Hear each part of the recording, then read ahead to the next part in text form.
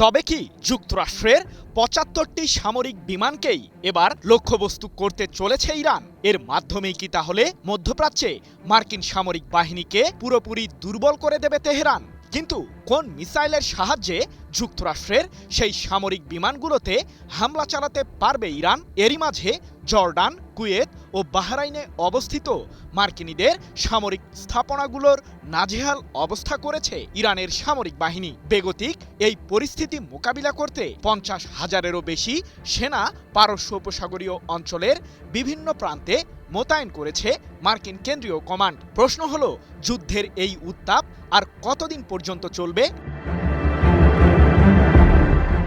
ইরানকে বাগে আনতে সামরিক দিক থেকে প্রস্তুতির মোটেও কমতি রাখেনি যুক্তরাষ্ট্র। সেনা মোতায়েন থেকে শুরু করে যুদ্ধবিমান, মধ্যপ্রাচ্যে থাকা নিজেদের সামরিক ঘাঁটিগুলোতে সর্বোচ্চ সতর্কতায় মার্কিন কেন্দ্রীয় কমান্ড। কিন্তু তাতেও যেন রেহাই নেই যুক্তরাষ্ট্রের। ইরানের পাল্টা প্রতিরোধী হামলার মুখে নাস্তানাবুদ অবস্থায় পড়েছে মার্কিনীরা।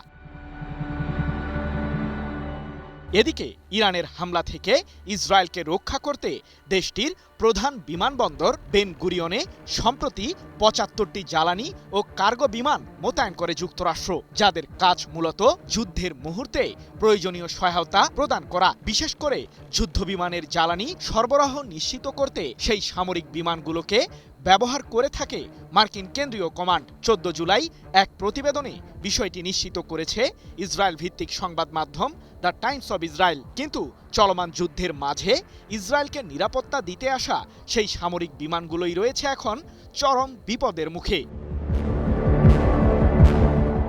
জানা গেছে, সাম্প্রতিক যুদ্ধের সময় ইসরায়েলের প্রধান বিমানবন্দরটিকে লক্ষ্য করে কয়েক দফায় মিসাইল ও আত্মঘাতী ড্রোন হামলা চালিয়েছিল ইরানের সামরিক বাহিনী, যার ফলে অবকাঠামোগত ক্ষতির মুখে পড়ে ইহুদিবাদীরা।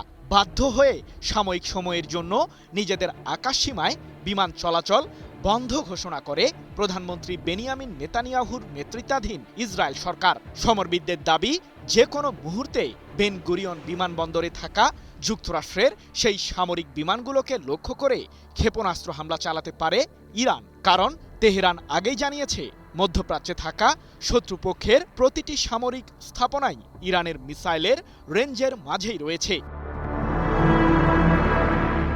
কিন্তু ঠিক কোন মিসাইল দিয়ে ইসরায়েলের প্রধান বিমানবন্দরেও হামলা চালাতে সক্ষম ইরান?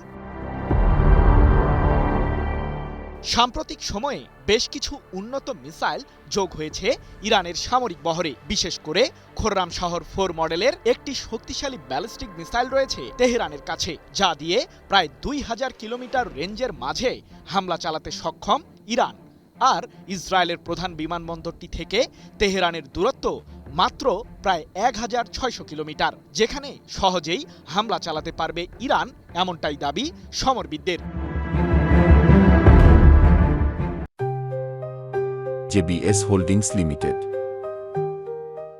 অন্যদিকে মার্কিনীদের সেই সামরিক বিমানগুলোকে ঘিরে ইসরায়েলের বিমানবন্দর কর্তৃপক্ষও রয়েছে নানান দ্বিধাদ্বন্দ্বে। তাদের দাবি, চলমান উত্তেজনার মাঝে নিজেদের সামরিক বিমানগুলোকে অন্যত্র সরিয়ে নেওয়ার পরিকল্পনা স্থগিত করেছে যুক্তরাষ্ট্র, যার কারণে যাত্রীবাহী ফ্লাইট বাতিলের শঙ্কা তৈরি হয়েছে। আন্তর্জাতিক ওই বিমানবন্দরটি থেকে অতিরিক্ত মার্কিন বিমান সরানো না হলে প্রায় ৫০,০০০ ফ্লাইটের টিকিট বাতিল হওয়ার ঝুঁকি তৈরি হয়েছে বলে জানিয়েছে ইসরায়েল।